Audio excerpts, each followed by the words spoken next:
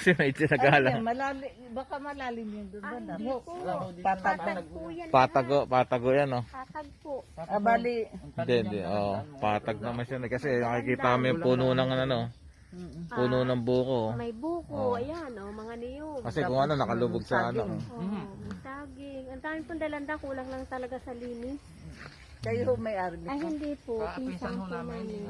Ngayon nasa Kabuyaw siya. Ano to na yung title nito katulad din sa kabila. Kaso ang maganda rito na transfer na. Na-transfer na. Yung sa kabila, di ba, hindi pa natatransfer. Ayan po, okay na. Pero yung price niyo, negotiable pa yun.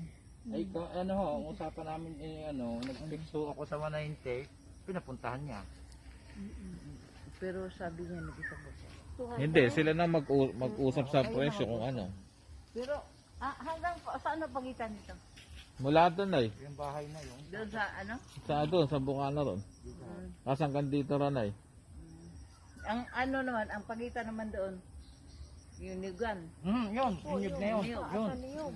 Ay, Nyogan daw ang ano, pagitan. Tapos dito, dito 250 sa side na tanay. Oo, 2,000. Kasi ito yung daan eh, hati siya eh, 250 tapos ito yung 750 square Dito meter. ang mas malaki. Mas malaki po dito. Ay, ang daming dalandan. Pwede rin dito na ang babuyan. Tapos yan, taniman na lang. May piggery na po iyan eh. May koral Ay, may maganda rin, may abang na pala tanay na ano, Paagusan. pagusan ng dumi. Diretso niyan doon tubig. Sa ilog. Mareklamo tayo pag hindi walang sariling ano. Ba't Hindi, yun. Ito po ay Ano kayo ho, bahay ko may alaga doon. Malapit lang pala bahay niya rito. Kami ako, Hindi, tsaka may ano rin na yun, may baboyan din doon. No? 10 kulungan. Nandyan. Hindi na kayo mapapagawa. Yan ilan ang kulungan niya? 10? 10 siguro ang pita ko. 10 pita. Hindi lang nalinis. Kami nakakapagpinta din pag sinusukat yun. Tataka ako, yung laki pala na sa ensayo. Doon sa dulo pang iyon. Yung matataas sa kahoy. Yung pang matataas sa kahoy doon. Yung niyog na ano, Opo. kasama yun. Oo, kasama ko lampas pa ako doon. Paikot po papunta dyan. Parang square. Square ang sukat. May ano na siya. May bakod na siya. Ayusin lang. Itong bahay na yan, yung malang ang alaga din baboy. Patalon din dito sa sapa. Yung bahay. May koral na aray. Yan ha, ang mga baboy. Ang baboy. Ayan, di naman kasama yan. Hindi. Sa amin ho yan. Doon na. Ang patutunan niya. Yung pinaking kahoy na yan. Yung gilid na kahoy, pero hindi kasama yung kahoy. Itong yung bagat na ganyan. Maganda po ito. Malapit po sa barangay. Tapos nung nakuha na naman yung lupang to, so konti-konti ko nang pinalinis. Yan, nakita namin. At napabili na rin ako ng mga PVC para maumpisahan na yung pagbabakod. Isasabay na sa paglilinis. So kailangan talaga mabakura para malinis mo na ng maayos at makita mo yung location mo. Kasi sa ngayon, kinakapa mo pa yung lote mo. So yan, magulo pa sa umpisa pero yan na, dahil na pakonti-konti natapos nila. Medyo mahirap, matagal, pero pagdating ng mga ilang araw makikita mo na rin yung pagkakaiba ng lote na to. Yung lote na to nung binili ko akala ko talaga gubat eh. Pero yung nalinis na, grabe, meron pala siyang 150 na dalandan sa loob. Ganda yan. May dulong puno na yun.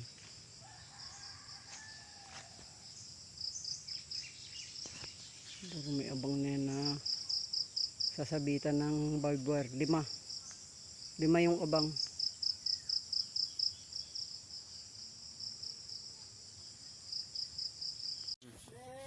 Hawakan ko lang. Oo, punta ka rin. Ay, ikaw. Wala, video mo na, sabihin mo. Video mo na doon, hanggang doon. Doon ako magtatali. Oo nga, doon. Magtatala ko doon, tapos video mo rin ako doon. Yung pa, yun sa loob. Hindi, okay na yan. Basta video mo lang ganun, tapos papunta doon sa hanggang dulo. Doon, kuya. Naka-video na ba yan? Doon pa? Naka-video na yan? Oo. Hindi, yung boses mo.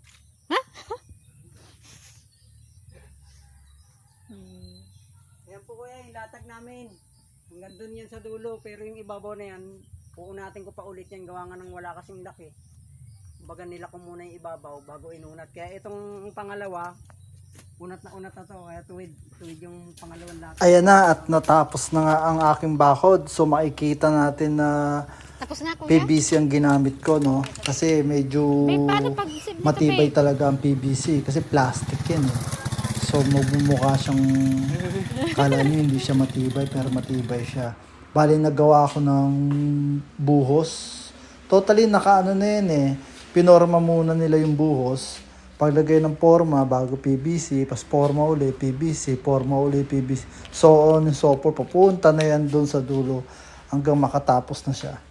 So ganyan lang ganyan, tuloy-tuloy. So medyo mahirap siyang gawin pero kapag natapos siya, napakaganda niyang tignan. Makikita naman natin yung paano siya ginawa. Ayan, napakaganda niya. So bali yan sa gagawa, medyo mahihirapan sila kung di nila alam kaya dahil napaliwanag natin na maayos, so nagawa naman nila ng tama. Bali dito sa bandang kanan, kasi yung kabila, yan, gagawa namin ng gate yan dyan. May isang malaking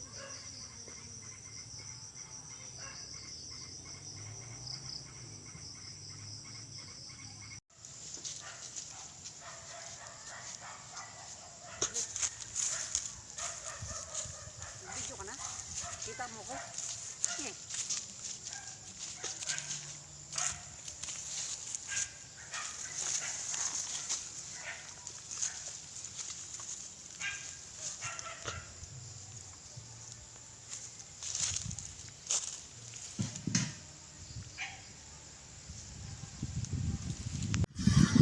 Yan. So, eto na nga.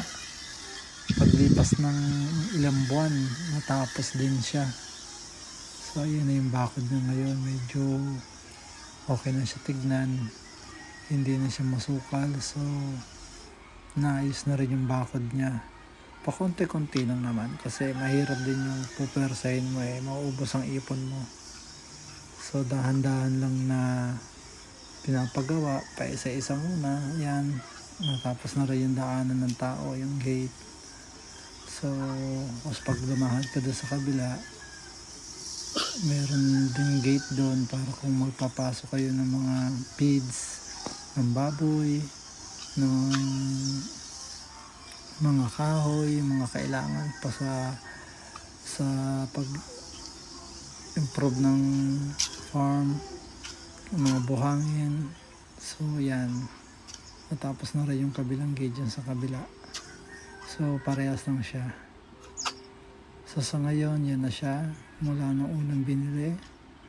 So titingnan pa natin yung mga ibang development na darating sa inyo sa mga susunod na panahon. Thank you.